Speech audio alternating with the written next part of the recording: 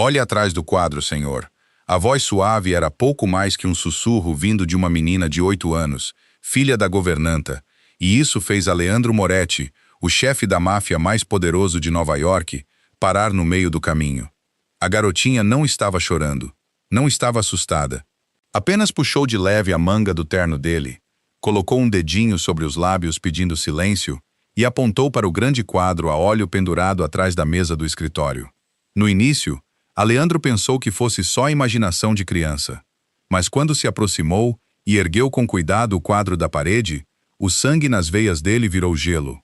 Um pequeno dispositivo de escuta estava colado com cuidado atrás da moldura, gravando em silêncio todas as conversas privadas que aconteceram naquele escritório havia dias.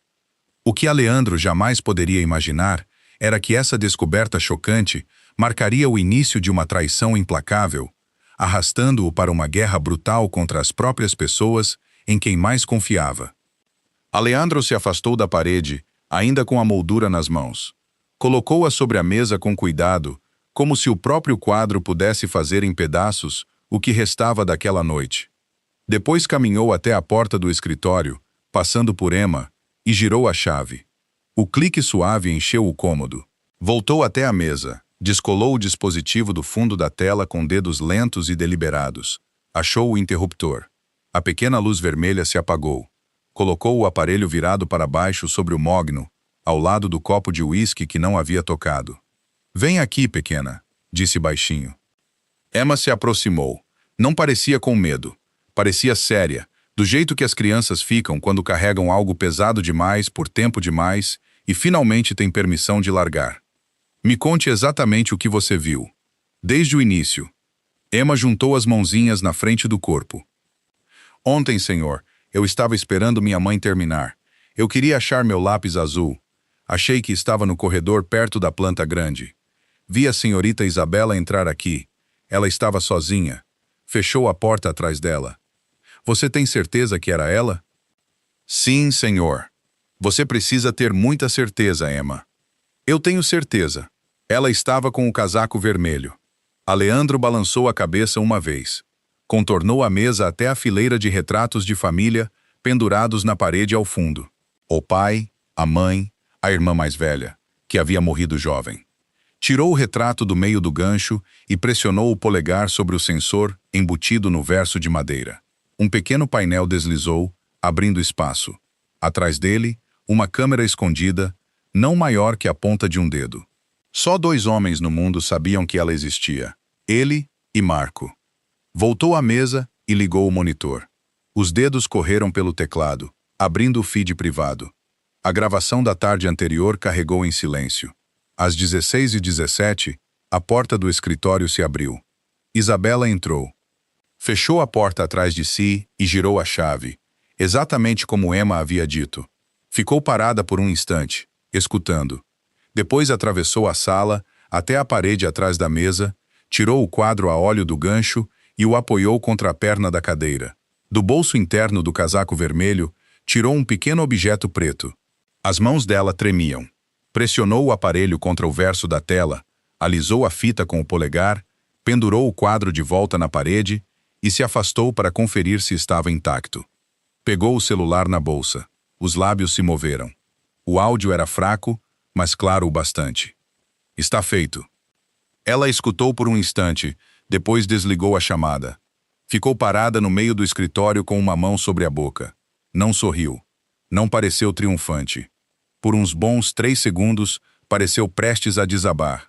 Depois endireitou os ombros, ajeitou o cabelo e saiu. Aleandro assistiu à gravação de novo. E uma terceira vez. O frio no peito não era raiva. Raiva teria sido mais simples. Aquilo era o colapso silencioso e completo de 4 anos de certezas. Os jantares, as manhãs, os planos sussurrados sobre filhos que dariam o nome da mãe dele. Trancou o aparelho na gaveta debaixo da mesa e girou a chave. Olhou para Emma. "A partir de agora, qualquer coisa estranha que você vir, em qualquer pessoa, em qualquer lugar, você me conta só a mim. Não a sua mãe. Não a mais ninguém. Só a mim." Emma assentiu como uma pequena soldada recebendo uma ordem. Uma batida suave soou na porta. Aleandro ergueu os olhos. Emma também. Ele levantou um dedo aos lábios, o mesmo gesto que a menina havia feito minutos antes, e apontou para a poltrona de couro no canto. Emma entendeu. Deslizou até a poltrona em silêncio e puxou o caderninho para o colo, abrindo numa página em branco. Qualquer adulto que olhasse, veria apenas uma criança desenhando. Aleandro foi até a porta e destrancou. Abriu. Isabela estava no corredor, vestido branco, cabelo escuro solto sobre os ombros. Sorriu do jeito que sempre sorria quando ia procurá-lo no fim de um dia longo. Suave, familiar. O sorriso que, até aquela noite, significava lar. Meu amor, achei que já tivesse ido embora. Ainda não, ele disse. Deu um passo de lado para deixá-la entrar.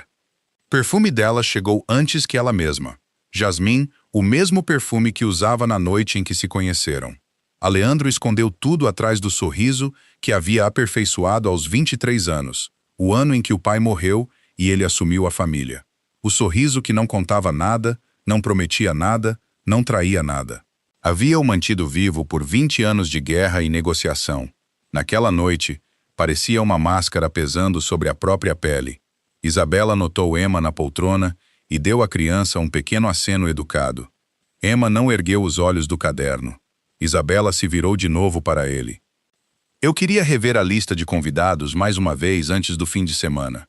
Fiz algumas mudanças.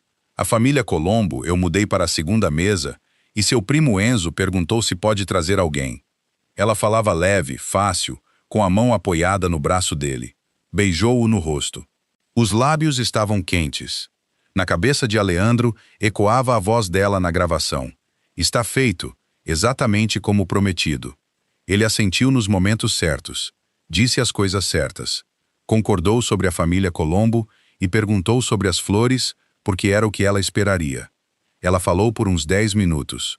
Depois olhou o relógio e disse que ainda tinha uma ligação para fazer antes do jantar. Beijou-o de leve outra vez e saiu. O jasmim ficou no ar depois que ela se foi. Aleandro se sentou na cadeira. Não se mexeu por muito tempo. Emma ficou quieta no canto, observando-o sem parecer observar. Por fim, ele pegou a linha privada, aquela que não passava pela central telefônica, cujo número apenas 3 homens no mundo conheciam. Marco Bianchi atendeu na segunda chamada. Suba pela escada dos fundos. Agora. Marco chegou 11 minutos depois. 68 anos, ex-militar, prata nas têmporas, o tipo de homem que preenchia um vão de porta sem nem tentar.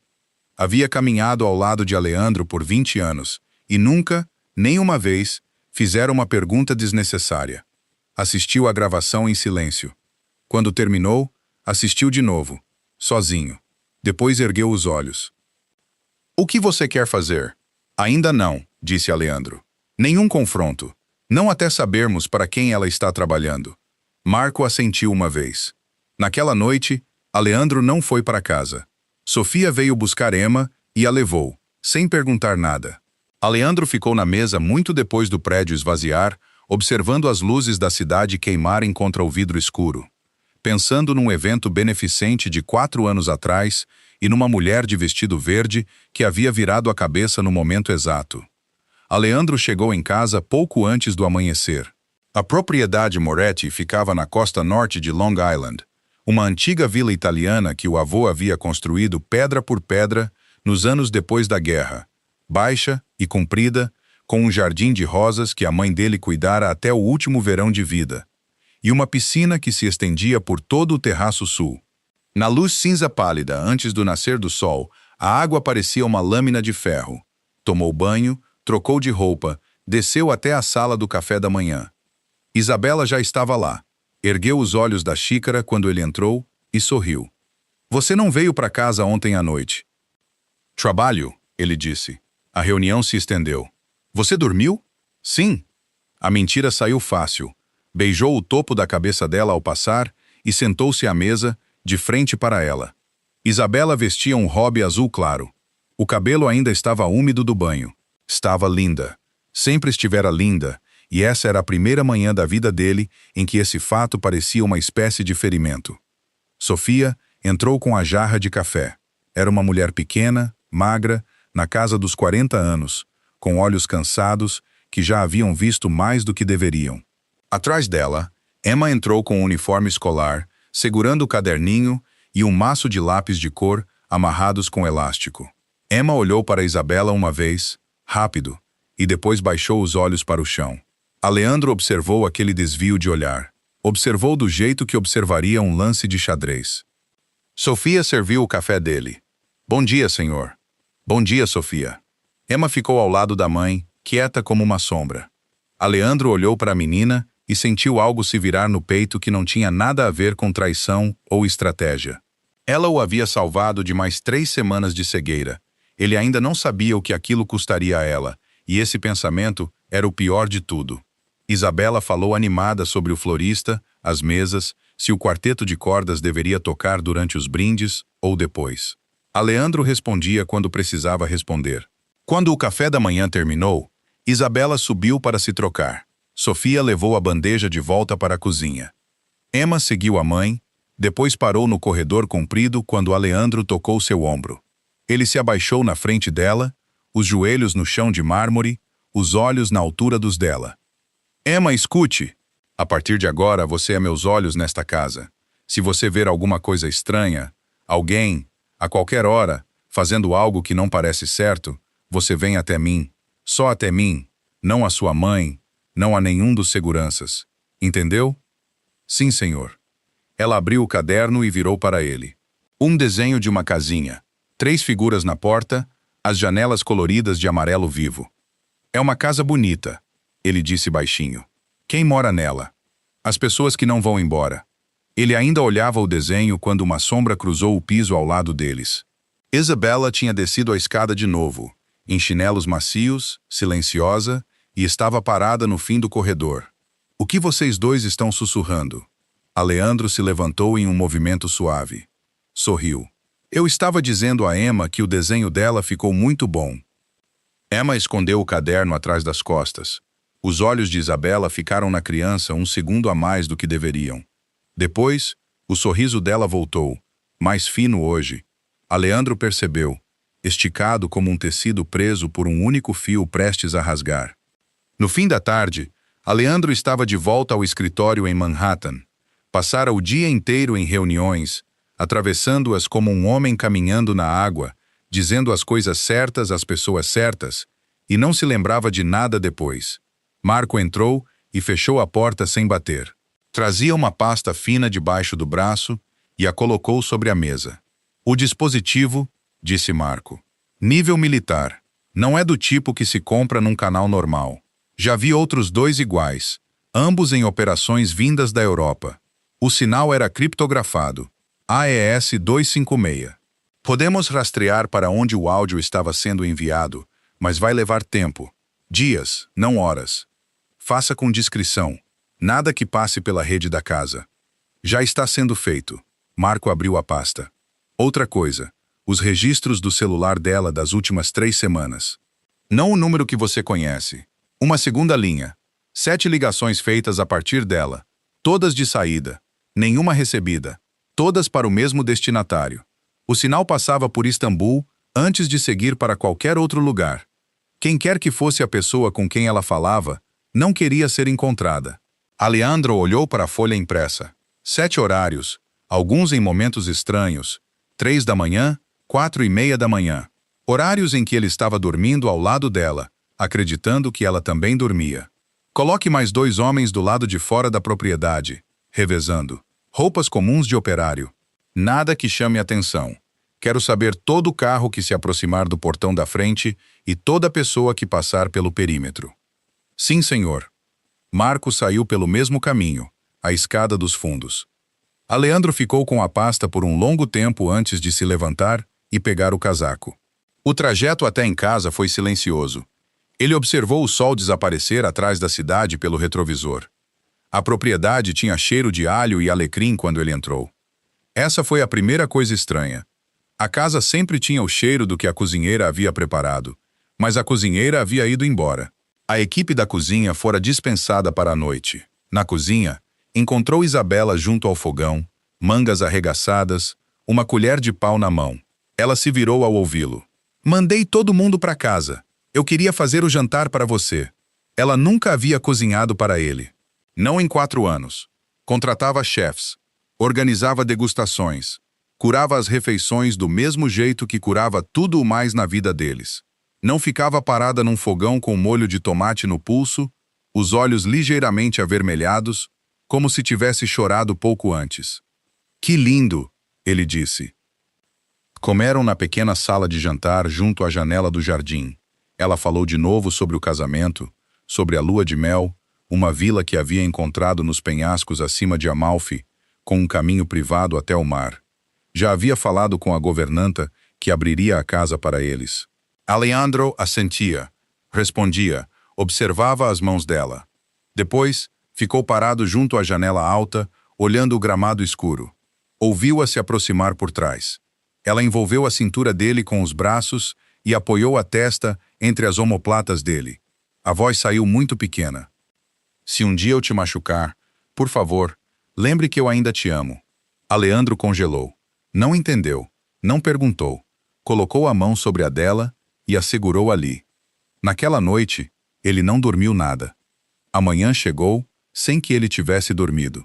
Alejandro se levantou antes das 6, vestiu-se com cuidado, terno escuro, sem gravata, e desceu até o escritório privado no térreo da propriedade, aquele com vista para o jardim de rosas.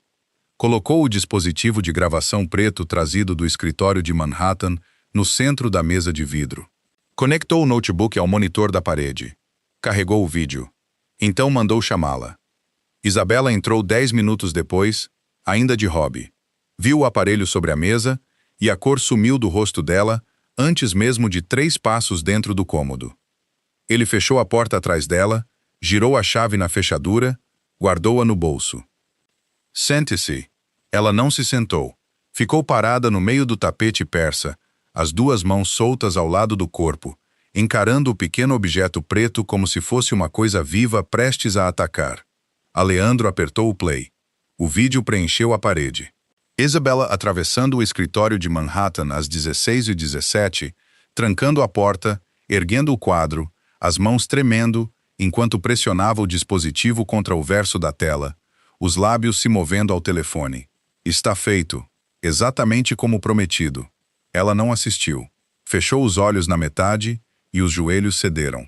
Foi ao chão sobre o tapete devagar, sem som, e pressionou as 2 mãos abertas contra o carpete como se o chão fosse a única coisa que a impedia de cair ainda mais fundo.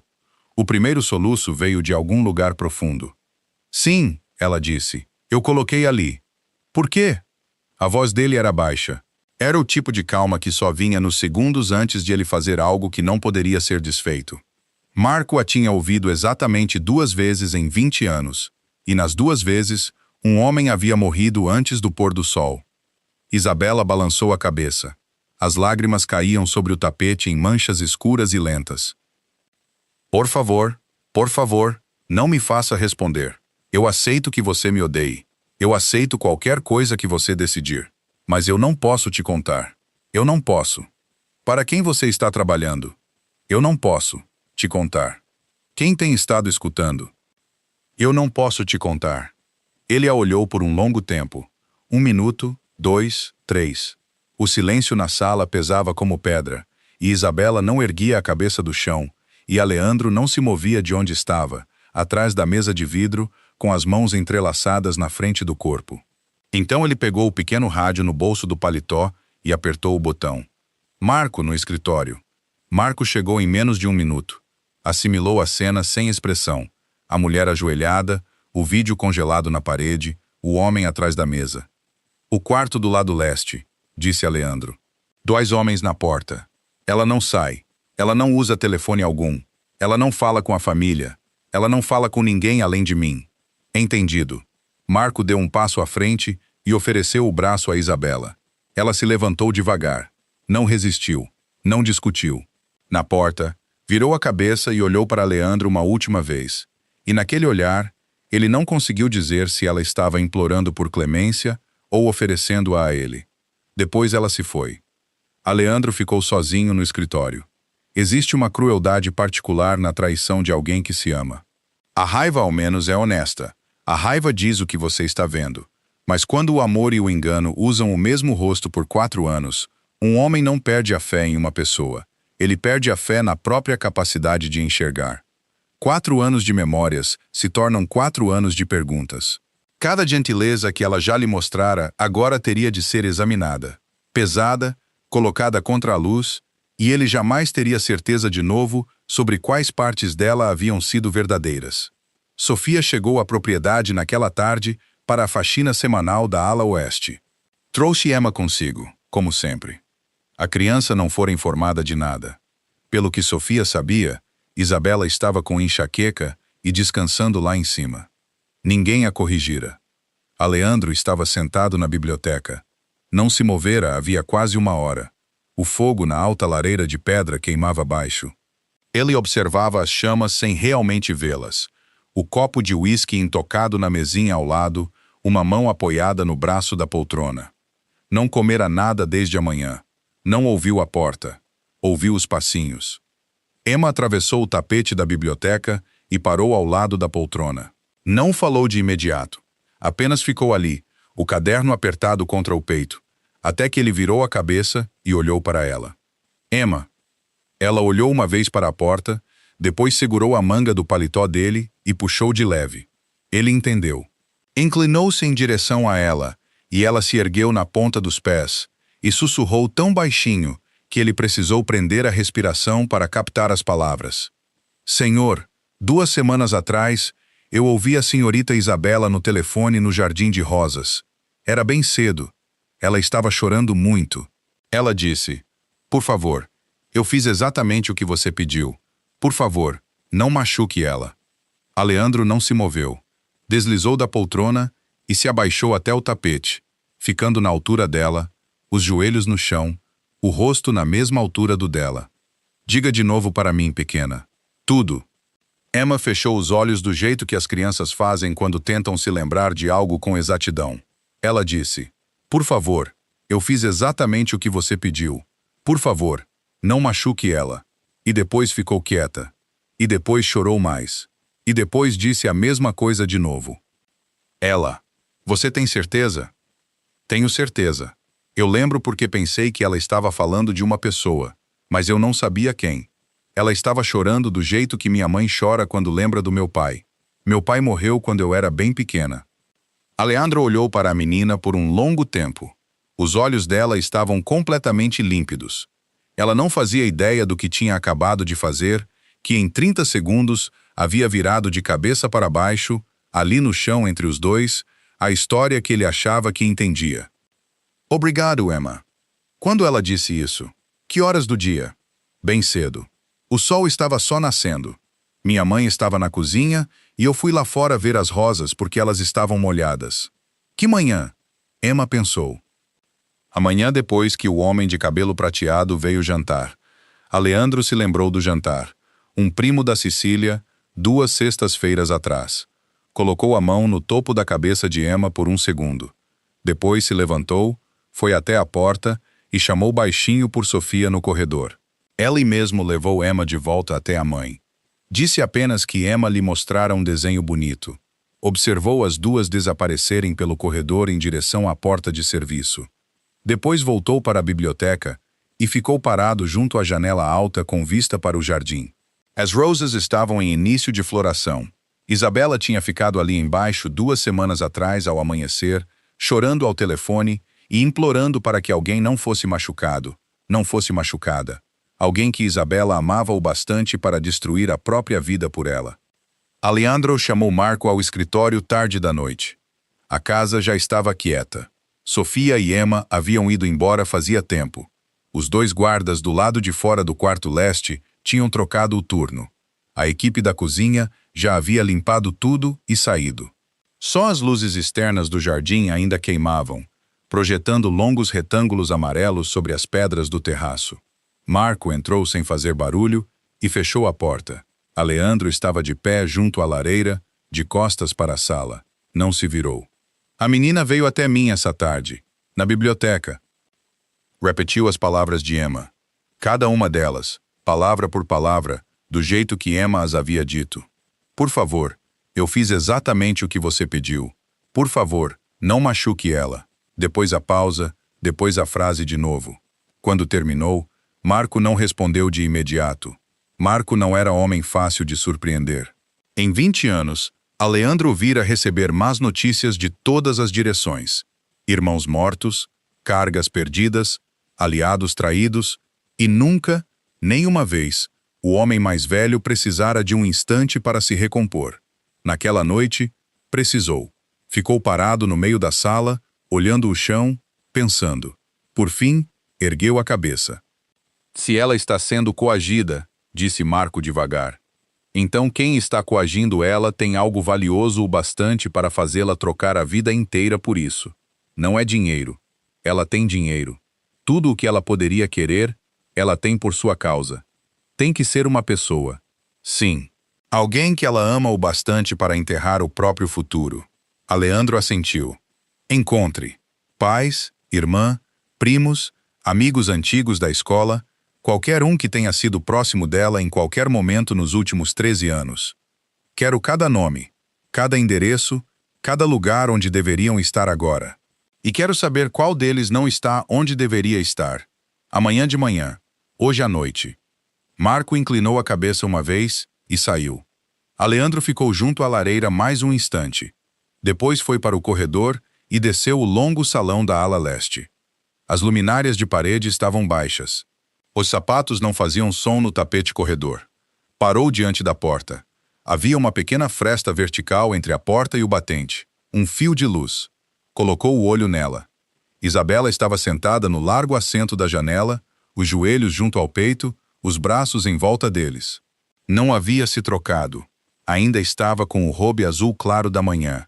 Olhava o jardim escuro, as rosas onde havia chorado 2 semanas antes, e o rosto dela não estava em prantos. Estava vazio. Isso era pior. Foi então que ele notou a fina corrente de prata no pescoço dela. Tinha um pequeno coração pendurado, não maior que a unha do polegar dele.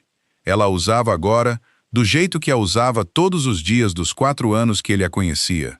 No banho, na cama, em cada jantar, sob cada vestido. Ele nunca a tinha visto tirar aquilo. Nunca havia perguntado de onde vinha. 4 anos ao lado de uma mulher e nunca perguntara.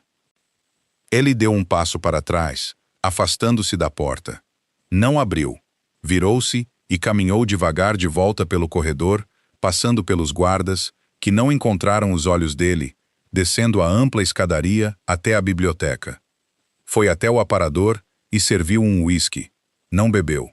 Sentou-se na poltrona junto à lareira apagada e colocou o copo na mesinha ao lado, e ficou ali até o céu, do lado de fora das janelas altas, começar a clarear.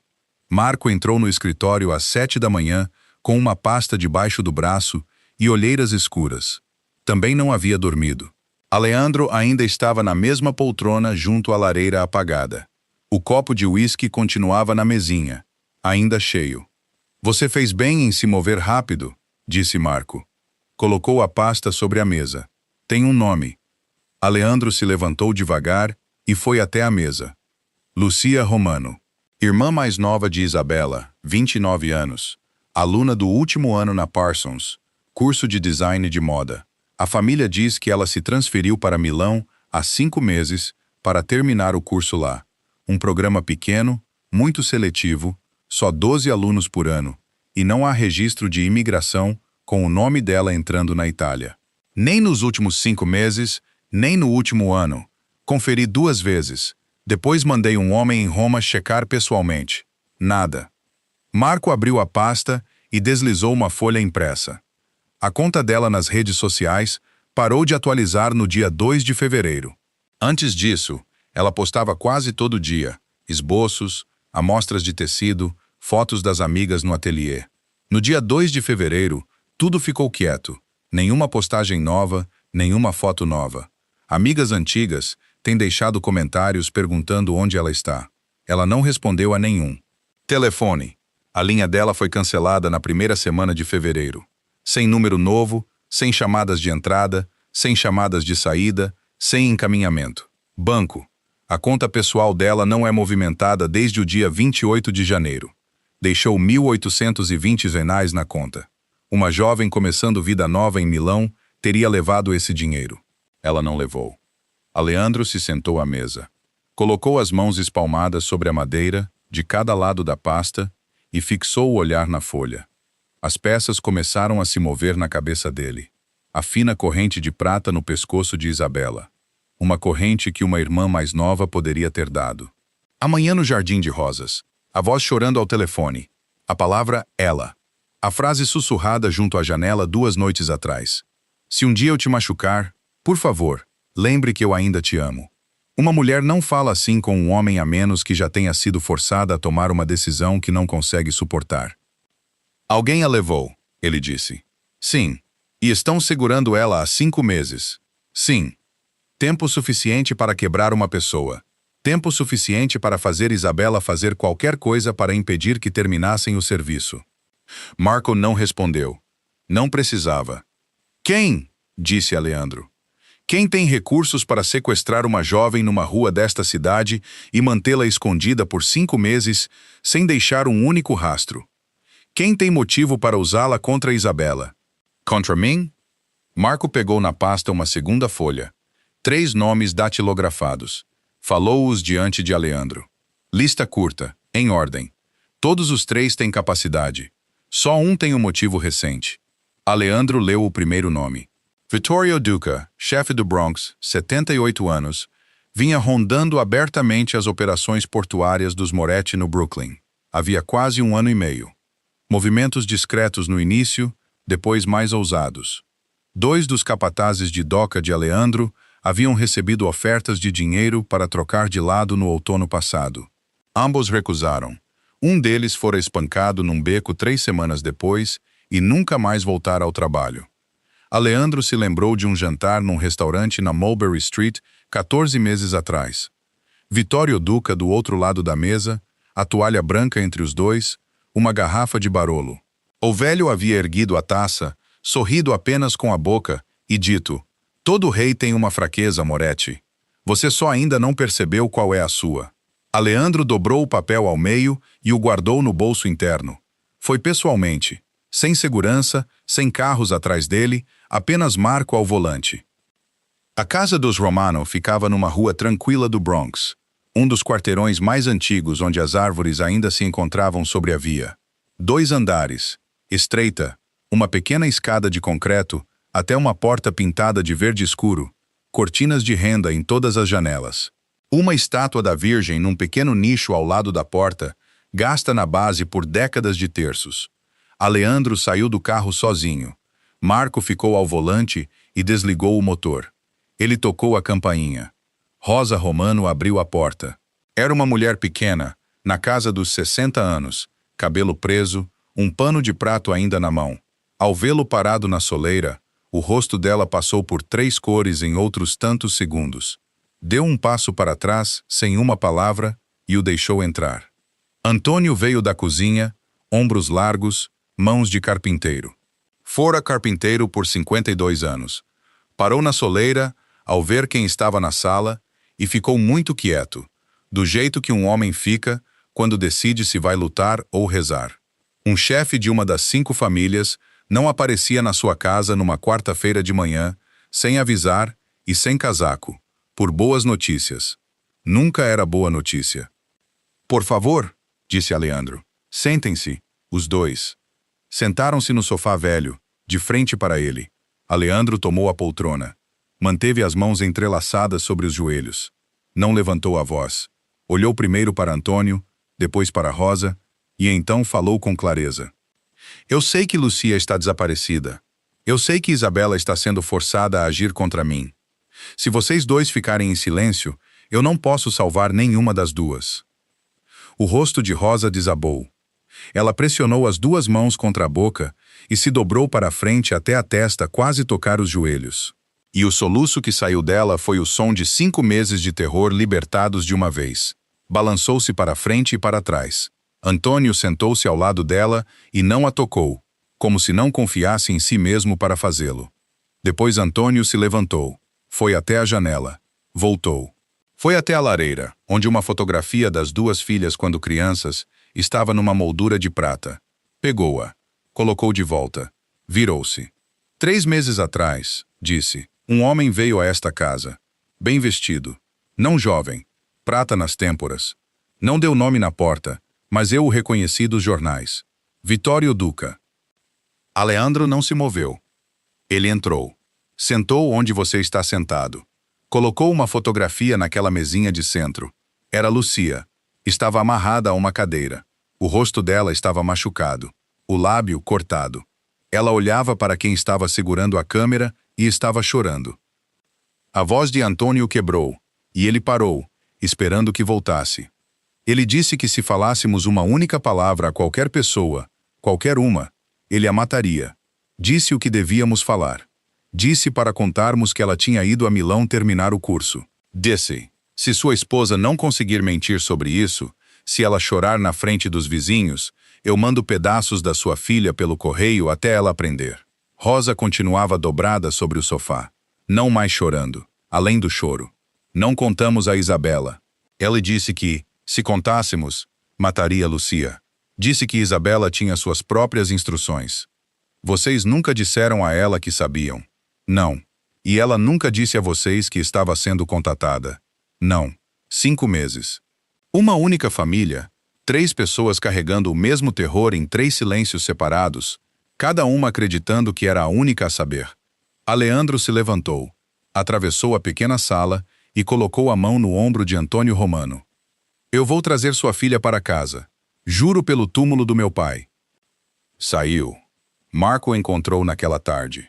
Enquanto Aleandro estivera sentado na sala dos Romano, os homens de Marco vinham revirando o quarto principal da propriedade, o quarto que Isabela dividia com ele, com a minúcia silenciosa de quem sabe procurar sem deixar rastro. Ergueram colchões. Checaram costuras. Abriram fundos falsos de caixas de joias. Passaram as palmas por baixo de cada gaveta. A mesinha de cabeceira entregou o segredo na terceira passada. Uma pequena gaveta no fundo, forrada de veludo azul escuro. Um dos homens notou que o veludo ficava ligeiramente mais alto do lado direito que do esquerdo. Ergueu o forro. Um celular preto e fino estava no espaço abaixo. Não era nenhum dos celulares que Aleandro já lhe havia comprado. Marco o levou até o escritório privado da propriedade. Colocou-o sobre a mesa, entre os dois. Está bloqueado. Aleandro sentou-se e pegou o aparelho. Olhou por um instante. Depois digitou 6 números sem hesitar. O aniversário de Lucia Romano. Antônio havia dito a data na sala de estar, 3 horas antes, suavemente, do jeito que se diz o nome de um santo. A tela se abriu. As mensagens estavam organizadas por semana. 20 semanas delas, cada uma um arquivo de vídeo de um número bloqueado. Cada uma datada, com horário, numerada em sequência. Aleandro abriu o primeiro. Lucia estava amarrada a uma cadeira de madeira, num cômodo sem janelas, paredes de concreto, uma lâmpada nua no teto. Estava mais magra do que a moça na moldura de prata sobre a lareira dos Romano, mas ele a reconheceu, o mesmo formato dos olhos de Isabela, a mesma linha do maxilar. O rosto já estava machucado neste primeiro vídeo. Hematomas recentes, roxos. Ela chorava. Chamava pela irmã. Disse o nome Isabela 7 vezes antes do vídeo cortar. No segundo vídeo, uma semana depois, ela estava mais magra. O lábio rachado. Um homem de capuz preto a golpeou no estômago com um cacetete de borracha. 1 vez, 2, 3. Ela emitiu um som que não era bem um grito. No terceiro, água fria de um balde. Ela já estava encharcada do vídeo anterior. Tremeu tão violentamente que a cadeira balançou sobre as pernas.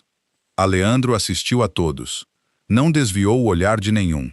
Marco ficou ao lado da mesa, os olhos no chão, as mãos entrelaçadas atrás das costas, sem falar. 20 vídeos. O último era o mais curto. Lucia ainda estava amarrada à cadeira. Agora estava caída, a cabeça pendendo para a frente, o cabelo cobrindo o rosto. Atrás dela, um homem entrou no enquadramento, cabelo prateado, terno escuro.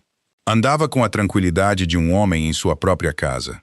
Segurava um pequeno canivete aberto na mão direita e sorriu. Não para Lucia, mas diretamente para a câmera. Boa noite, Sr. Moretti. Se você está vendo isso, é porque sua bela noiva falhou em fazer o que lhe foi ordenado. Se você quer que a garota Romano continue respirando, vai fazer exatamente o que eu peço. O quadro. O prazo é o dia do seu casamento. Se ela contar qualquer coisa a você, qualquer coisa, eu vou começar a mandá-la de volta em pedaços. Vamos começar com o dedo mindinho da mão esquerda. O vídeo terminou. Aleandro ficou com o celular na mão por muito tempo. Colocou-o sobre a mesa bem devagar, do jeito que se coloca algo frágil. As mãos dele tremiam. Não tremiam havia anos. Marco baixou ainda mais a cabeça e continuou sem falar. Existe uma espécie de crueldade neste mundo que se veste de traição. Uma mulher se ajoelha sobre um tapete persa e confessa ter colocado um dispositivo de escuta e se recusa a dizer por quê. E o homem que a ama chama isso de traição, tranca-a num quarto e transforma o olhar de despedida dela numa ferida que carregará pelo resto da vida. E o tempo todo, ela está morrendo em silêncio dentro da própria casa dele para salvar outra pessoa. Quem não olha de perto sempre confunde as duas coisas. O amor, usando sua máscara mais sombria, se parece exatamente com aquilo que não é. Isabela não o havia traído. Ela estava desaparecendo aos poucos dentro do próprio silêncio, e havia escolhido o ódio dele em vez da morte da irmã, e fizera isso sozinha. Aleandro subiu ao corredor leste naquela mesma noite. Levava o celular preto na mão. Não caminhou depressa. Cada passo tinha o peso do que ele havia feito a ela. 2 guardas ficavam do lado de fora do quarto leste, ternos escuros, mãos entrelaçadas na frente do corpo. Endireitaram-se ao vê-lo chegar. Vão os 2. Desçam e esperem até eu chamar. Não perguntaram. Foram. Ellie girou a chave na fechadura e abriu a porta. O quarto estava escuro. Só um pequeno abajur queimava sobre a penteadeira. Isabela estava deitada, encolhida do outro lado da cama larga, por cima das cobertas, ainda com o robe azul claro, os joelhos junto ao peito. Não se movia havia horas. Sofia levara comida 3 vezes nos últimos 3 dias, e cada bandeja voltara quase intocada. O cabelo estava embaraçado no travesseiro. As bochechas tinham se afundado. Sob a luz amarela fraca, parecia uma mulher sendo apagada de si mesma, hora após hora. Virou a cabeça quando a porta se abriu. Viu quem era e fechou os olhos de novo, como se não suportasse olhar para ele naquela noite. Aleandro atravessou o quarto em silêncio e sentou-se na beira da cama. Colocou o celular preto sobre o cobertor, na frente dela. Os olhos dela se abriram. Viu o celular. O corpo inteiro entendeu antes da mente. Ela se ergueu do travesseiro num movimento brusco. As 2 mãos sobre a boca, as costas contra a cabeceira, encarando o pequeno retângulo preto, como se um corpo tivesse sido deitado sobre os lençóis. A voz de Aleandro, quando falou, tinha se quebrado num lugar que não conseguia consertar.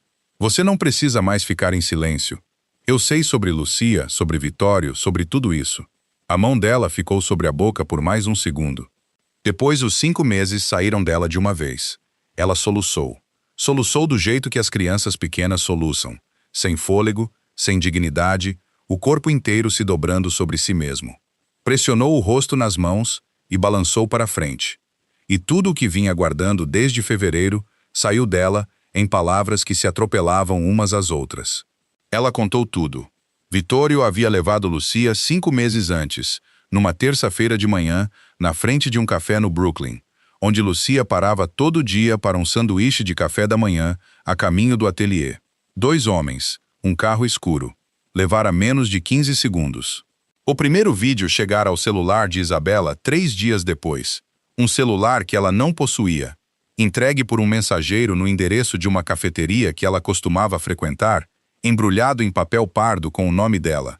Depois disso, um vídeo novo toda semana. Sempre o mesmo padrão, sempre pior que o anterior. As instruções vieram depois do terceiro vídeo, o quadro atrás da mesa dele, o dispositivo, a entrega antes do casamento. Se ela contasse a Aleandro, matariam Lucia. Se fosse aos pais, matariam Lucia. Se fosse a polícia, matariam Lucia. Depois os pais, depois terminariam com ela. Ela o havia amado. Ainda o amava. Não conseguia imaginar a vida sem ele. Mas não podia escolhê-lo em vez da irmã. Não podia. Sabia desde o primeiro vídeo que ia perdê-lo. Passara 5 meses se preparando para ser odiada. Estivera pronta para ele trancá-la, pronta para ele matá-la, se fosse essa a decisão. Tudo o que pedira ao mundo era que Lucia pudesse viver. Aleandro se ergueu da beira da cama, puxou-a para os braços e a segurou contra o peito. Pela primeira vez na vida adulta, chorou na frente de outro ser humano. As lágrimas caíram no cabelo embaraçado dela. Não tentou detê-las. Segurou-a com mais força e deixou que viessem. Ela fechou os punhos na frente da camisa dele. "Você pode me perdoar?", sussurrou ele no cabelo dela. "Não há nada a perdoar. Você me amou do jeito mais difícil que existe." Ele destrancou a porta do quarto leste e a deixou aberta atrás deles. Caminharam juntos pelo corredor. Aleandro não a tocou. Entendeu, em algum lugar de si mesmo, que depois de 3 dias trancada por ordem dele, ela precisava sair daquele quarto com as próprias pernas, sem ser conduzida. Ficou meio passo atrás dela. No topo da escada larga, disse a ela gentilmente: "Leve o tempo que precisar. Quando você descer, Sofia estará na cozinha." Isabela se lavou. Ficou embaixo da água quente por muito tempo. Quando desceu, 1 hora depois, estava com um vestido cinza macio, o cabelo penteado para trás, o rosto pálido, mas a coluna ereta pela primeira vez em semanas. Sofia estava na cozinha. Aleandro lhe pedira para preparar algo quente, e para prepará-lo para uma pessoa, não para uma prisioneira. Uma tigela de sopa de feijão branco com alecrim estava sobre a bancada, o vapor subindo. Sofia colocou a tigela na mesa diante de Isabela, sem dizer nada. Colocou uma colher ao lado. Depois apoiou a mão no ombro de Isabela pelo tempo de uma respiração. Uma pressão pequena e firme, o tipo de toque que as mulheres trocam entre si quando não há nada a dizer. E saiu. Emma estava parada na porta da cozinha, o caderno contra o peito. Não entrou. Não falou. Só observou Isabela pegar a colher, mergulhá-la na tigela, comer um instante e comer de novo. Algo no rostinho da criança se acomodou. Ela não sabia o que havia acontecido no quarto leste nos últimos 3 dias. Só sabia que, fosse o que fosse, tinha terminado. Virou-se e foi procurar a mãe. Quando Isabela terminou de comer o que conseguiu, Aleandro a levou pelo corredor até o escritório privado. Fechou a porta, colocou as 2 mãos nos ombros dela e a virou para si. Os olhos dela ainda estavam vermelhos nas bordas, mas claros agora, despertos, presentes de um jeito que não estavam havia meses. "Eu vou trazer Lucia para casa. Juro pela alma do meu pai e pelo nome da família Moretti. Vittorio Duca não vai sobreviver a esta semana." As mãos dela subiram e se fecharam em volta dos pulsos dele. Segurou-se. Depois, baixinho, sem soltá-lo, ergueu a mão e tocou o pequeno coração de prata no pescoço. "Isto", ela disse, "Lucia me deu no dia em que fiz 18 anos. Fomos as 2 até a cidade, olhamos as vitrines na Mulberry Street. Ela tinha guardado o dinheiro do almoço por 1 ano. Eu escolhi a loja e ela escolheu a corrente. Ela disse, assim a gente sempre vai estar junta, mesmo que não estejamos no mesmo lugar." Ela sorriu para ele, um sorriso cansado, rasgado, verdadeiro. "Eu uso todo dia desde então. Foi a única parte dela que consegui manter perto depois de fevereiro." Aleandro olhou para o colar. Tinha visto aquilo toda manhã dos últimos 4 anos, sob as camisolas, sobre os vestidos, junto à clavícula dela sob o sol de uma centena de cafés da manhã. Nunca havia perguntado o que era. "Me desculpe", ele disse baixinho, "por toda pergunta que eu não fiz." Depois se afastou. Pegou o interfone na mesa e apertou a linha da casa de segurança. "Marco, no escritório." Marco chegou em menos de 1 minuto. "Chame os 40, disse Aleandro.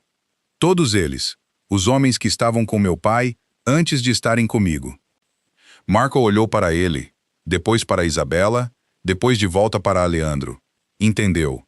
Aquilo não era mais negócio. Não era território. Não era um chefe protegendo um porto. Era uma guerra pessoal. E numa guerra pessoal, não sobravam regras que valessem a pena manter. "Sim, senhor." Reuniram-se na adega pouco antes da meia-noite. A antiga adega sob a propriedade fora escavada pelo avô de Aleandro e concluída pelo pai, e era onde as verdadeiras decisões da família sempre haviam sido tomadas. Sob as prateleiras de Barolo, Na longa mesa de carvalho iluminada por uma única lâmpada suspensa, sobre um piso de tijolos gastos que já ouvira juramentos de 3 gerações. O pai de Aleandro planejara 2 guerras naquela mesa. Aleandro não planejara nenhuma até aquela noite. Desceu a escada de pedra com Marco atrás dele. Isabela o seguiu, em silêncio. Havia pedido para estar presente, e ele não recusara. Vestia um suéter escuro e calças escuras. O cabelo estava preso. Parecia uma mulher que já tinha decidido alguma coisa. 4 homens esperavam à mesa. Todos mais velhos que Aleandro. Todos haviam servido ao pai dele. Roberto, que cuidava das docas. Salvatore, que cuidava da rota do leste. Vincenzo, que perdera um irmão para os homens de Vittorio 3 anos antes e esperara sem reclamar por um motivo para agir. Tommaso, quieto, cuidadoso, o melhor planejador da família. Marco desenrolou o mapa sobre o carvalho. Red Hook, disse. Parque industrial na ponta sul da península. 4 quarteirões da água. Galpões por todos os lados. Metade abandonados. O nosso é aqui. Bateu com a ponta da caneta num retângulo no mapa. 4 andares. Concreto. Pertence a uma empresa de navegação que faliu nos anos 80. Vittorio comprou através de uma fachada há 4 anos. Está inativo no papel desde então. Guardas. 12 armados. Revezamento constante a cada 8 horas. 2 no telhado, 2 na frente, 4 dentro do perímetro da cerca. 4 circulando entre os andares. Câmeras nos 4 lados, mais os corredores internos. Uma entrada principal, o pátio de carga na frente. Uma saída dos fundos, uma porta de serviço para um beco. O beco leva a um terreno cercado atrás do prédio. Aleandro se debruçou sobre o mapa. Armamento? Automático. Algum equipamento mais pesado nos andares superiores. Não conseguimos identificar o que. Assuma o pior. Onde ela está sendo mantida? Segundo andar. Cômodo interno. Sem janelas. Com base nos vídeos e na acústica. Este cômodo. Marco tocou um pequeno quadrado próximo ao centro do segundo andar. Não podemos ir de dia, disse Vincenzo. Não, disse Aleandro. A delegacia fica a 12 minutos. Qualquer ação diurna, a patrulha chega antes de terminarmos. Vamos de noite. Tommaso falou pela primeira vez. A troca de turno é às 4 da manhã. Os cansados estarão no fim de um turno de 8 horas. Os descansados ainda não terão chegado. 2 da manhã é a janela mais fraca. 2 da manhã, concordou Aleandro. Amanhã à noite. Olhou ao redor da mesa. 2 equipes. Minha equipe entra pela frente. 25 homens. Rompemos o pátio de carga com cargas moldadas e entramos rápido. Vamos direto ao segundo andar e não paramos até tê-la conosco. Marco leva a segunda equipe, 15 homens. Ele cobre a saída dos fundos e mantém o beco. Nada sai do prédio além dos nossos, e ninguém dos quarteirões ao redor chega até lá. Vittorio tem homens em 3 esquinas, a 4 minutos a pé. Marco os intercepta antes que consigam convergir. Roberto assentiu devagar. Reforços do lado dele no Brooklyn. Ele tem uma casa em Bay Ridge. 15 minutos de carro. Assuma que ele os chama no instante em que a primeira carga explodir. Temos que entrar e sair antes que cheguem. 12 minutos dentro do prédio no total. Essa é a janela. 12 minutos não é muito tempo para limpar um galpão de 4 andares. Não vamos limpar. Vamos extrair ela. Quem ficar entre nós e o segundo andar será tratado. Todos os outros podem correr. Os homens assentiram, um depois do outro. Isabela ficou sentada no canto da adega o tempo todo, numa cadeira de madeira simples contra a parede de pedra. Não disse nada. Escutou cada detalhe. O rosto estava pálido na luz amarela, mas os olhos não desviaram do mapa, nem uma vez. E, quando Marco descreveu o segundo andar, ela se inclinou um pouco para a frente, como se tentasse memorizar o formato do cômodo onde a irmã fora mantida. Quando a reunião terminou e os 4 comandantes subiram a escada de pedra de volta para casa, Isabela se levantou.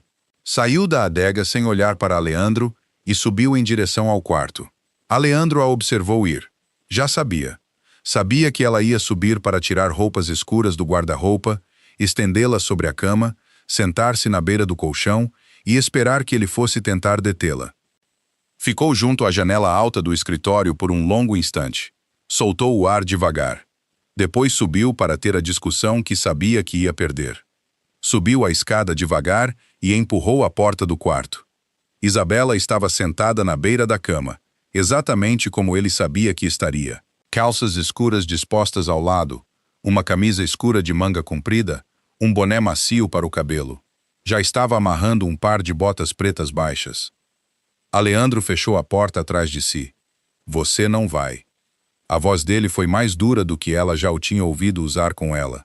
Mais dura que na manhã no escritório, quando ele a mandara trancar. Ele não estava sendo cruel. Estava sendo claro. É perigoso demais. Você nunca disparou uma arma. Nunca esteve numa sala com homens tentando te matar. Não dorme direito há 3 dias. Você pode morrer lá dentro, e os homens ao seu redor não vão conseguir proteger você e sua irmã ao mesmo tempo. Eu não posso te perder uma segunda vez. Isabela, eu não vou. Ela ergueu os olhos dos cadarços. Pela primeira vez em semanas, não era a mulher que se ajoelhara no tapete persa 3 manhãs antes. Não era a mulher que ele vira pela fresta da porta, com os olhos vazios.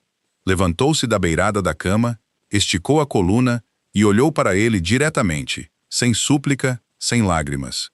Se eu não for, vou me arrepender pelo resto da vida. Isabela, Lucia é minha irmã, meu sangue.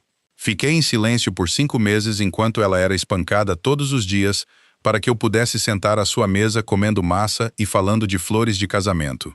Não consigo ficar em silêncio por mais uma noite.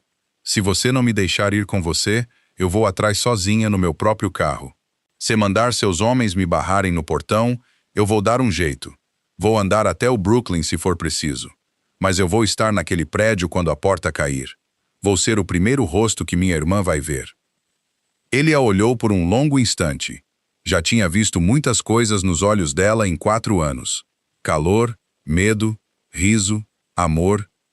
Recentemente, uma dor que ele não entendera. Nunca antes vira aquela resolução completa, o tipo de certeza que nenhum argumento moveria, o tipo que uma pessoa só alcança depois de já ter morrido uma vez por dentro e ter decidido como vai gastar o que resta. Atravessou o quarto até a parede atrás do guarda-roupa. Pressionou uma seção do painel num ponto específico. Uma porta se abriu para dentro. Um pequeno armário embutido na parede, forrado de aço. Dentro, uma fileira de pistolas repousava sobre prateleiras acolchoadas. Tirou uma bereta compacta, calibre 9 mm, empunhadura fácil. Venha aqui. Ela veio. Ele mostrou a trava do carregador. Mostrou como encaixar um carregador novo, como puxar o ferrolho, como checar a câmara. Mostrou a trava de segurança e a disciplina do gatilho e a pegada com as 2 mãos, polegares para a frente. Repetiu com ela 4 vezes.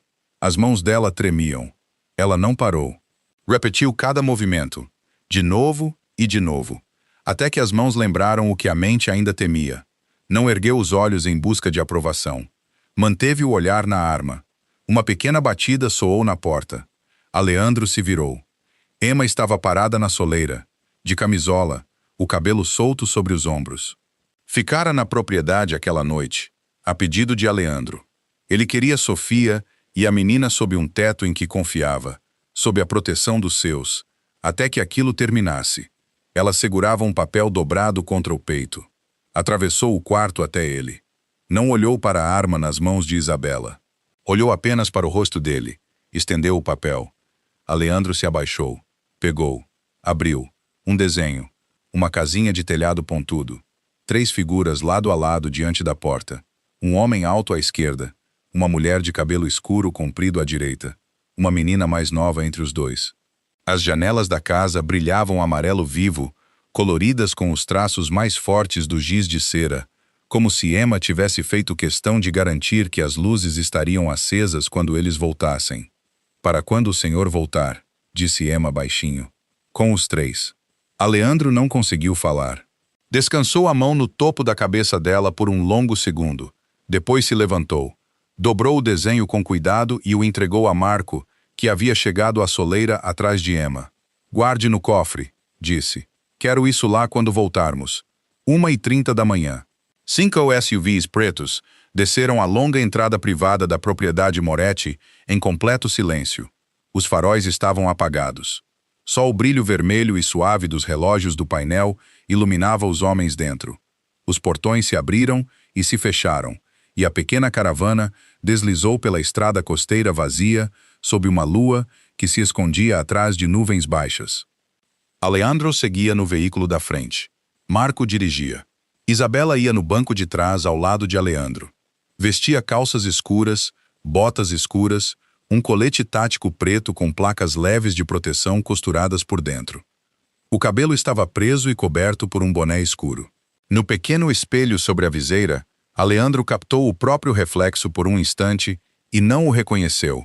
Os olhos de um homem a caminho de fazer aquilo que passara 20 anos aprendendo a não fazer na própria cidade.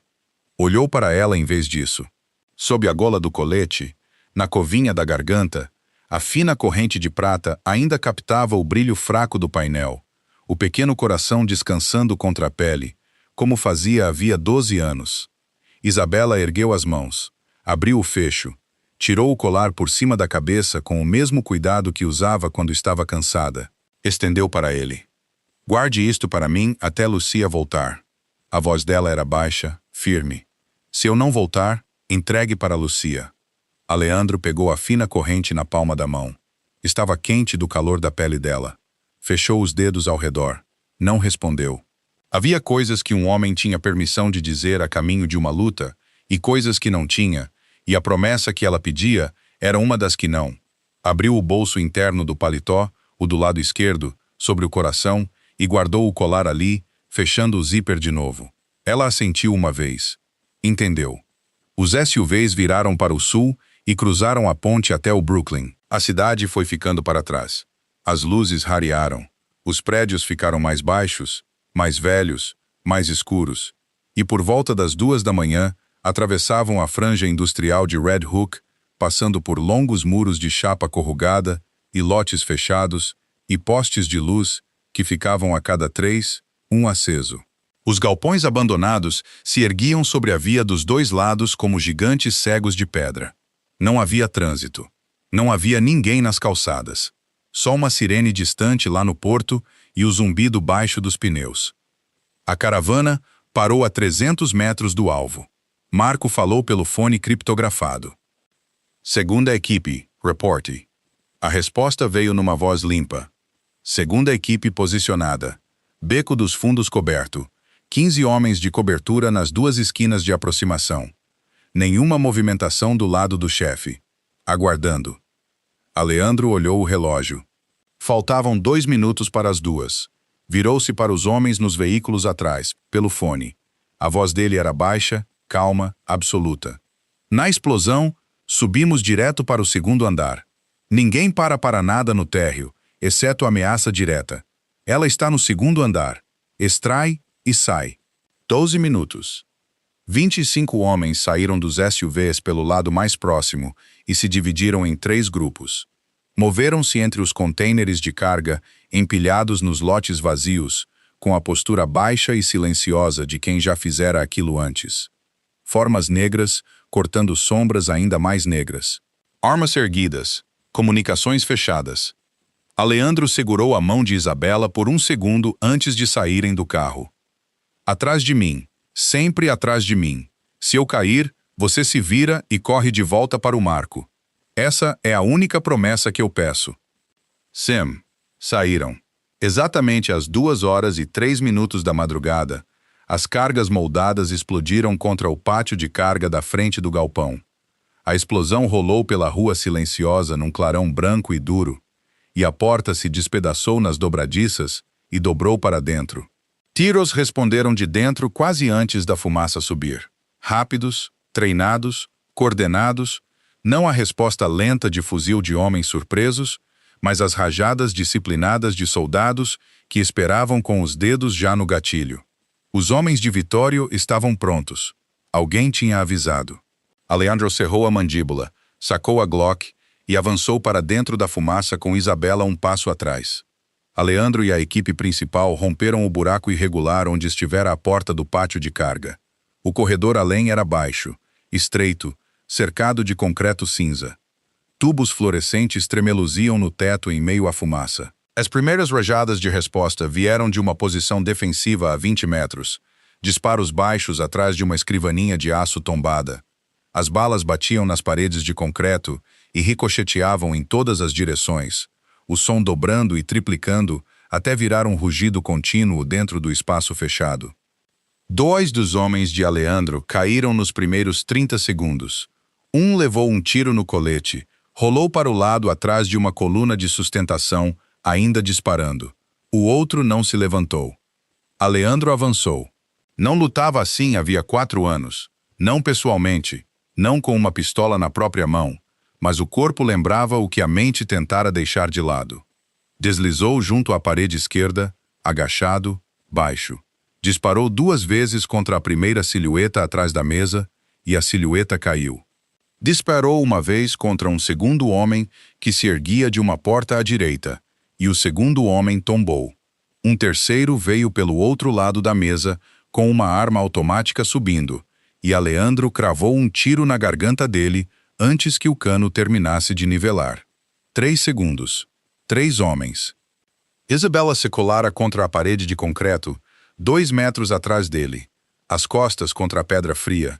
Segurava a bereta com as 2 mãos, do jeito que ele havia ensinado, polegares para frente, cotovelos soltos, e os olhos estavam úmidos, mas as lágrimas não caíam. Respirava do jeito que ele havia dito para respirar, pelo nariz, soltando pela boca, firme. Ele olhou para trás uma vez e apontou com o queixo. Atrás de mim, na parede. Ela assentiu.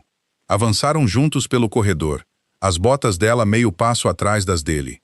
Mais 2 homens de Vittorio saíram de um cômodo lateral à direita, 10 metros à frente. Os 2 com fuzis erguidos. Aleandro derrubou o da esquerda com um disparo duplo. O da direita girou o cano para longe de Aleandro, mirando em Isabela. Ela disparou. O primeiro tiro passou raspando na parede ao lado da cabeça do homem. O segundo pegou no peito dele. Ele cambaleou. O terceiro pegou na garganta, e ele caiu de joelhos e depois de vez. Isabela ficou ali, as 2 mãos ainda na pistola, as 2 mãos tremendo agora. Encarava o corpo no chão e não se movia. Aleandro não tinha tempo para isso. Puxou-a pelo pulso e a arrastou para frente. Depois. Agora não. Depois. Ela veio. De algum lugar acima deles, um grito desceu através do teto. Uma voz de mulher, curta, abafada pelo concreto, mas inconfundivelmente cortada por algo. Lucia! Isabela disparou em direção à escada principal no fim do corredor, meio correndo, e Aleandro a segurou pela alça do colete e a puxou para trás com mais força do que jamais havia puxado alguém, para perto ou para longe. Uma longa rajada automática varreu exatamente o trecho de chão onde ela estaria parada. A parede de concreto acima do patamar da escada explodiu em pó branco. Estilhaços voaram. Os disparos continuavam. Alguém com uma arma pesada cobria a escada principal de uma posição mais alta. Não por aí. O fone dele estalou. Segunda equipe entrando pelos fundos. Voz de Marco, plana e controlada. Beco dominado. Ninguém sai, ninguém reforça. O quarteirão está fechado. Tenho visão da saída de carga e da escada de incêndio. Escada leste. Leste é sua melhor opção. A planta estrutural mostra acesso direto ao segundo andar. Aleandro puxou Isabela de volta pelo corredor e por um corredor transversal à direita. A porta da escada leste era de aço, meio aberta. Ele a chutou até abrir e varreu o espaço além com a Glock, vazia. A escada estava escura. A única luz era uma pequena lâmpada de emergência vermelha em cada patamar, não maior que a ponta de um dedo, tingindo os degraus de concreto num crepúsculo cor de sangue. As botas soavam altas demais na grade de metal. Subiram um degrau de cada vez. Aleandro na frente, arma erguida, contornando cada curva do patamar, antes de se comprometer com o lance seguinte. Isabela um passo atrás.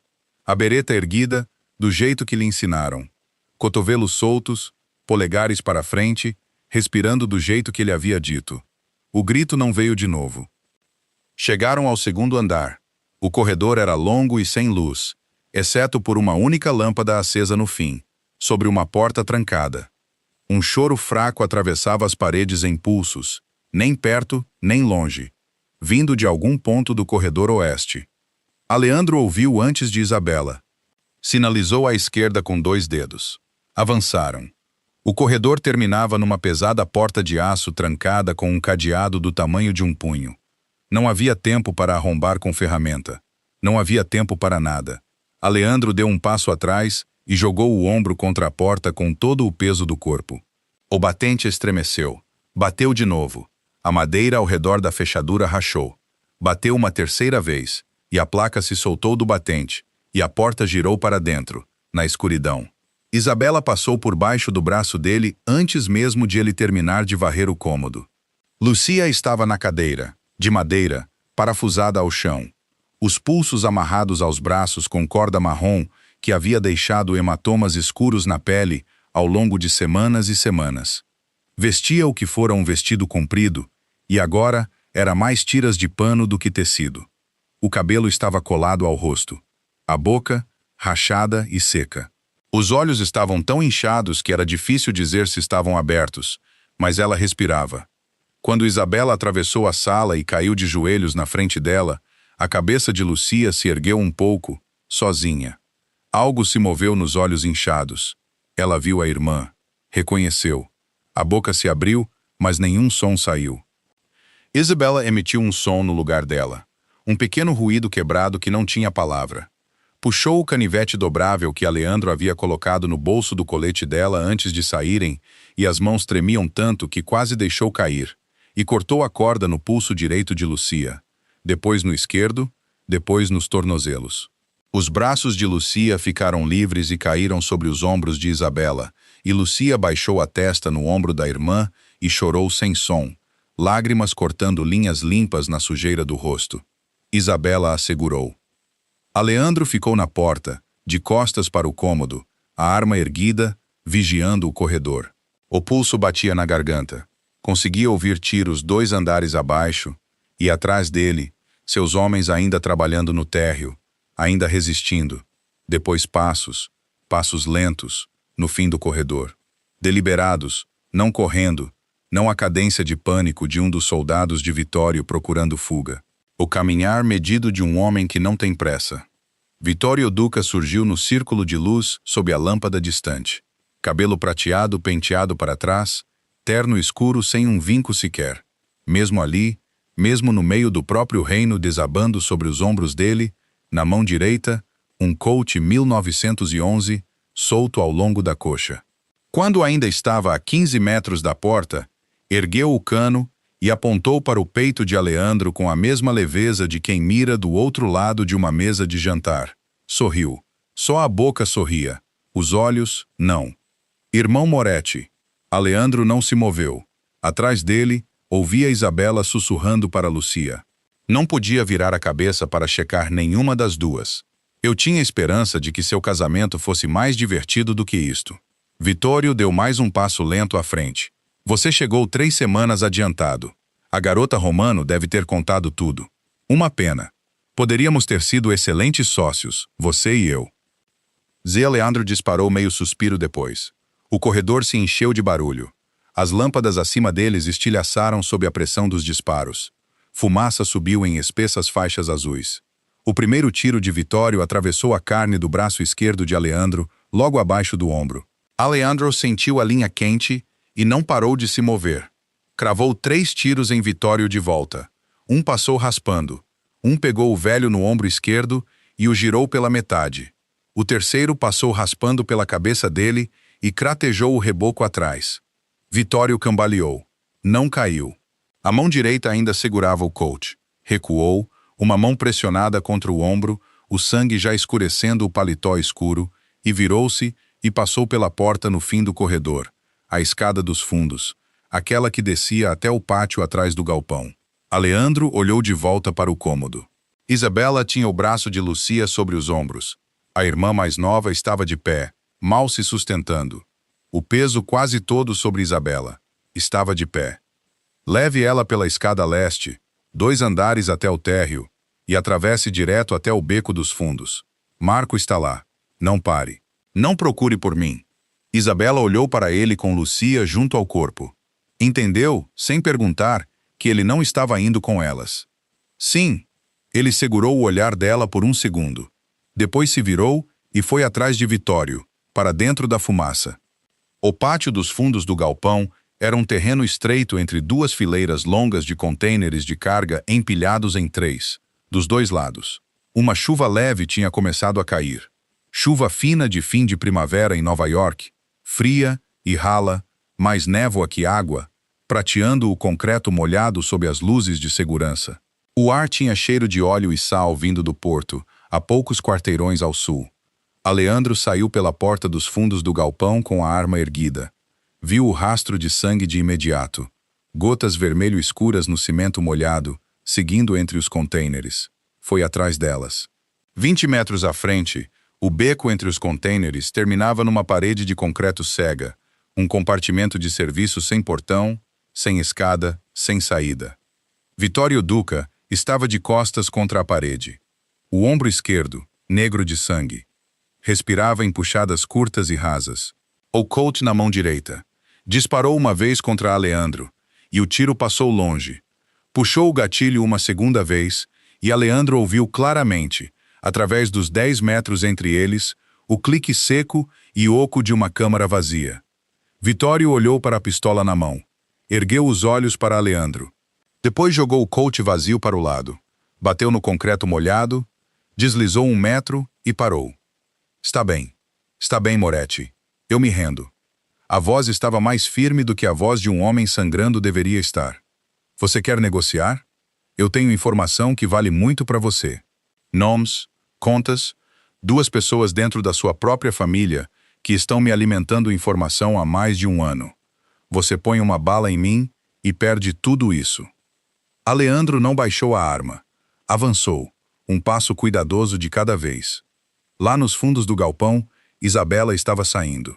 Havia atravessado o térreo com Lucia e chegado ao beco atrás do prédio, onde Marco esperava com a segunda equipe. Colocara a irmã nos braços de Marco. Lucia se dobrara contra o peito dele sem uma palavra, e Marco havia enrolado o próprio casaco nos ombros dela. Isabela dissera: Eu preciso encontrá-lo. Se virara antes que Marco pudesse detê-la e voltara pela porta lateral do prédio até o pátio dos fundos. Contornou o fim da fileira de contêineres. Viu a cena de 20 metros de distância. Aleandro avançando com a arma erguida. Vitório Duca parado com as 2 mãos no ar, na chuva. O Colt vazio no chão entre os dois. Algo se moveu no fundo da mente dela. Um quadro de um dos vídeos que ele havia mandado. Um momento, cedo, nas 20 semanas. Vitório estivera sentado numa cadeira de metal, falando para a câmera, e havia levado a mão ao paletó para checar algo junto às costelas, e ela tinha visto por menos de 1 segundo. Uma forma pequena e escura presa num coldre interno costurado no forro. Uma arma reserva. Ela só reparara na época porque parecera estranho, naquele cômodo imundo, que um homem ainda se importasse com o corte do próprio terno. Não conseguiu gritar. A garganta não produzia o som. As pernas se moveram antes que a mente terminasse o pensamento. No exato instante em que Aleandro deu um passo para dentro do alcance de Vitório, para agarrá-lo pela gola, a mão direita de Vitório caiu do ar e deslizou para dentro do paletó escuro. Sacou uma pequena Ruger. Ergueu a nivelada ao peito de Aleandro. Isabela cruzou os últimos 4 metros num único disparo plano e colocou o corpo entre os dois. A Ruger disparou. A bala atravessou o ombro direito dela, acima da linha do colete, no ponto macio onde a placa balística terminava. O sangue jorrou para a frente, sobre o paletó de Aleandro e sobre a garganta dele. Isabela caiu sobre o concreto molhado. A mente de Aleandro parou e recomeçou dentro de um único segundo. Disparou 3 tiros no peito de Vitório Duca tão rápido que os 3 estampidos soaram como um único rasgo prolongado. Todos os 3 acertaram. Vitório caiu direto onde estava e não se mexeu mais. Os olhos ficaram abertos para o céu chuvoso. Os lábios formaram algo que não fez som. Depois nem isso. Há uma verdade sobre o sacrifício que as palavras não foram feitas para carregar. Uma pessoa pode dizer, eu te amo todo dia por 30 anos, e ainda estar mentindo no fim. A linguagem é uma coisa pequena e fácil de torcer. Mas quando um corpo se lança entre o seu e uma bala, na fração de segundo antes do pensamento, o corpo não consegue mentir, não consegue fingir. Só obedece ao que uma vida já decidiu. Não existe frase mais clara, em nenhuma língua humana, do que esse gesto. Aleandro caiu de joelhos no concreto molhado e a puxou contra o peito. Pressionou a mão sobre o ferimento. Gritou por Marco no fone, e a voz se partiu no nome dela. O sangue escorria entre os dedos dele. Encharcava as placas do colete, quente contra a palma da mão. Ela ainda respirava, rasa, rápida. Os olhos estavam abertos e encontraram o rosto dele. "Lucia", sussurrou ela. "Segura?" Ele assentiu. Não conseguiu falar. Curvou a cabeça e beijou a testa dela. O cabelo estava molhado da chuva. Ela tinha gosto de chuva e ferro. Marco já corria em direção a eles pelo pátio com 2 homens e uma maca dobrável, as rodinhas chacoalhando no concreto. A família Moretti mantinha um hospital privado no 7º andar de um prédio médico em Manhattan, um andar inteiro reservado, sem acesso público, uma única entrada, um único elevador que só parava com o código certo. Levaram Isabela direto para a cirurgia no instante em que o SUV parou no cais de carga. Alejandro sentou-se numa cadeira plástica dura no corredor do lado de fora da sala de operação. Ainda havia sangue seco na camisa dele. Uma enfermeira limpara e enfaixara rápido, sem alarde, o ferimento do tiro no braço esquerdo quando ele recusara um quarto adequado, e ele deixara. Depois se sentara na cadeira plástica e colocara as mãos sobre os joelhos e não se movera mais. Pela primeira vez na vida adulta, não sabia o que fazer com as próprias mãos. Ainda eram as mãos que tinham pressionado o ombro dela na chuva. Ainda estavam quentes dela. Marco ficou no fim do corredor, de costas para a parede, a arma sob o paletó, vigiando o elevador. Lucia estava sentada na cadeira, ao lado de Aleandro, um cobertor de hospital sobre os ombros. Um médico já a examinara. Hematomas, desnutrição, uma costela quebrada que havia cicatrizado errado meses atrás, mas nenhuma infecção, nenhum ferimento fatal. Ela não falava. Chorava sem som, as 2 mãos entrelaçadas no colo, e os olhos inchados não deixavam a porta da sala de operação. Sofia e Emma chegaram 30 minutos depois, a pedido de Aleandro. Ele as queria sob um teto em que confiava pelo resto daquela noite. Sofia sentou-se ao lado de Lucia e passou um braço em volta dos ombros dela, como se estivesse esperando havia 5 meses para fazer exatamente aquilo. Emma foi sentar-se do outro lado de Aleandro, sem uma palavra. Segurou a barra do paletó dele com uma mãozinha e não soltou. 4 horas se passaram. Passaram como 4 anos. Na primeira luz cinza da manhã, o cirurgião saiu. Ainda estava com o avental. Olhou para Aleandro e deu um único aceno curto antes mesmo de falar. A bala não atingiu a artéria principal. Não atingiu o pulmão. Ela perdeu sangue, mas não demais. Há dano muscular no ombro que vai levar semanas de fisioterapia para se recuperar. Ela vai precisar de repouso, mas vai viver. Totalmente. Aleandro soltou o ar que segurava havia 4 horas. Levantou-se. Entrou no quarto. Isabela estava deitada contra travesseiros brancos, uma linha de soro no braço esquerdo. O ombro direito estava enfaixado de branco. O rosto estava pálido, mas os olhos se abriram quando ele sentou na cadeira ao lado da cama e tomou a mão pequena e fria dela nas 2 dele. Ela o olhou. Sorriu. Foi um sorriso muito pequeno, e foi a coisa mais honesta que ele já vira num rosto humano. Ele deslizou da cadeira e se ajoelhou no chão ao lado da cama. O chefe mais poderoso da cidade de Nova York, de joelhos ao lado de uma mulher numa cama de hospital, lágrimas caindo sobre o cobertor branco. "Me desculpe, eu não confiei em você. Te tranquei por 3 dias enquanto você estava morrendo por dentro por causa de Lucia. Deixei você carregar isso sozinha por 5 meses, quando eu deveria ter visto. Eu deveria ter visto." Ela balançou a cabeça devagar. A voz saiu rouca, mas clara. "Você confiou em mim no fim. Você trouxe Lucia para casa. Essas são as 2 coisas que importam." Ele levou a mão ao bolso interno do paletó, o do lado esquerdo, sobre o coração. Tirou a fina corrente de prata. O pequeno coração na ponta estava escuro de sangue seco nas bordas. Limpou com cuidado com um lenço de papel da mesinha ao lado até a prata voltar a captar a luz. Depois ergueu o cabelo dela com delicadeza, tirando-o do travesseiro, e fechou a corrente ao redor do pescoço dela outra vez. 4 meses depois, celebraram o casamento de novo no jardim de rosas da propriedade, numa tarde suave de outono. Foi pequeno desta vez, íntimo. Só as pessoas que tinham conquistado o direito de estar ali. Isabela usava um vestido branco simples, sem renda nos ombros. A pequena cicatriz no ombro direito quase havia fechado, uma linha rosa clara sob o tecido fino. Lucia estava como madrinha. Havia recuperado o peso. O cabelo estava comprido de novo. Os olhos brilhavam, e ela conseguia rir, e riu 2 vezes durante a cerimônia. Emma caminhava à frente do corredor carregando uma cestinha de pétalas brancas. Vestia um vestido amarelo claro, exatamente a cor das janelas nos desenhos dela. Marco ficou atrás de Aleandro como testemunha. De terno pela primeira vez em anos, as mãos entrelaçadas na frente do corpo. Sofia sentou-se na primeira fileira de cadeiras, uma mão pressionada contra a boca, a outra fechada em torno de um lenço já encharcado. Os votos foram ditos sob a treliça de rosas que o pai de Aleandro havia plantado 52 anos antes. Depois da cerimônia, enquanto a recepção seguia no jardim, com o som de um quarteto de cordas subindo pelas janelas abertas, Aleandro levou Isabela até o escritório privado, o escritório onde tudo havia começado. O antigo quadro a óleo não estava mais na parede atrás da mesa.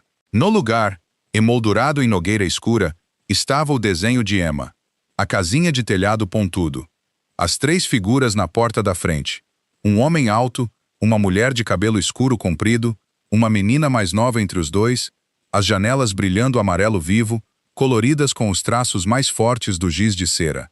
O exato lugar onde um dia houvera um dispositivo de escuta colado atrás da tela, agora guardava o símbolo de uma família que havia sido salva. Aleandro sentou-se na poltrona de couro atrás da mesa, a mesma poltrona. Olhou pelo vidro alto para as luzes de Manhattan queimando no início da noite, exatamente como queimavam na noite em que aquela história começou. A porta do escritório se abriu suavemente. Isabela entrou, não com o sorriso ensaiado de uma mulher escondendo o medo. Carregava 2 taças de vinho tinto e quando sentou na cadeira em frente a ele e colocou uma diante dele, os olhos dela eram finalmente só dela. Ela não disse nada. Ele não disse nada. Observaram a cidade juntos. Se esta história tocou algo no seu coração hoje, por favor, dedique um momento para pensar no que você acabou de assistir, porque carrega algo que vale a pena carregar. Às vezes as pessoas mais invisíveis de um ambiente, uma menina de 8 anos sentada no chão do corredor com um caderno, a filha da governanta que ninguém repara, são as que enxergam a verdade com mais clareza. Os poderosos não veem porque estão olhando para o poder. Os quietos veem porque só estão olhando. E às vezes, aquilo que mais se parece com traição é o amor usando a máscara mais dura que já precisou vestir. Amor que foi forçado ao silêncio para proteger outra pessoa. Amor que prefere ser odiado a permitir que a pessoa que não pode salvar seja ferida. Quem não olha de perto sempre vai confundir os dois. Quem olha de perto e escuta com bondade e escolhe confiar antes que seja fácil, esses são os que trazem os seus para casa. Agora, adoraríamos ouvir vocês. Se vocês tivessem que escolher entre a pessoa que mais amam no mundo e alguém da própria família, e fossem proibidos de jamais explicar porquê, o que fariam? Vocês já julgaram mal alguém na própria vida, só para descobrir depois que aquilo que parecia traição era, na verdade, amor disfarçado? Compartilhem seus pensamentos com a gente nos comentários abaixo e contem de onde no mundo vocês estão assistindo hoje, porque cada voz nesta comunidade importa, e cada história compartilhada ajuda outra pessoa a se sentir um pouco menos sozinha. Se este vídeo tocou seu coração, por favor, toque no botão de curtir, compartilhe com alguém que você se importa e se inscreva no nosso canal para não perder as histórias emocionantes que trazemos todos os dias. O apoio de vocês é o que nos permite continuar contando histórias como esta. Desejamos a cada um de vocês que está assistindo boa saúde, um coração em paz, um lar cheio de luz calorosa e dias que os tratem com gentileza. Cuidem das pessoas que vocês amam e cuidem de vocês mesmos. E lembrem de olhar de perto para os quietos ao redor de vocês, porque às vezes são eles que estão carregando mais peso. Até logo e nos vemos no próximo vídeo.